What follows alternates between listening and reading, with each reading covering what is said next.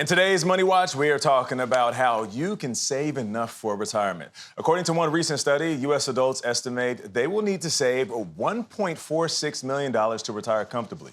That is 53% more than what people thought they would need just 4 years ago. Joining us now is CBS News business analyst Jill Schlesinger. Good morning, Jill. Good morning. All right, so let's jump right into it. Why such a big jump from what people expect they need to save? So again, back in 2020, people had this idea, the stock market was pretty good. Then we had this huge surge of inflation. And I think a lot of people really were spooked by that and now are thinking, wait, high prices could be here for a long time in the future. So it's an inflation story. It's also a story about younger Americans, because younger Americans do not believe that the Social Security system will be there for them.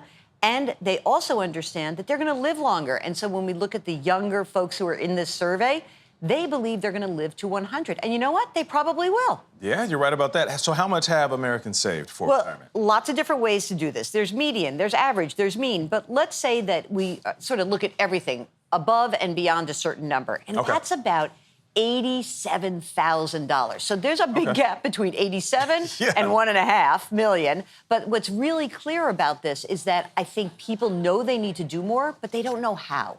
All right, so everybody's trying to figure out their number. How do you determine what your retirement number is? To be clear, there is not a set formula. I know a lot of companies want to say blank times your salary, do this. It's a back-of-the-envelope calculation. But it all starts with today. Okay. Where are you today? How much do you spend today? So you have to assess your own finances first, right out the gate. Absolutely. This is really like hardcore, really important stuff, which is, what do I spend today? What's my overall spending for the household? What's the fun stuff? What do I expect in the future? Do I have to take care of a parent? Do I have an adult child who's going to need my help? Factor that in. So you figure out your spending, you look at your saving, you look at how long you're probably going to live. That's in many calculators. And don't forget, you're going to have to subtract income in the future, Social Security. Maybe you're going to get a pension if you're lucky. Maybe you're someone who gets rental income. When you factor it all in, you go to the web and you plug into one of these retirement calculators. Here's what I got. It's going to say, you're not doing enough. And then you've got a series of choices. Do I work longer? Do I spend less?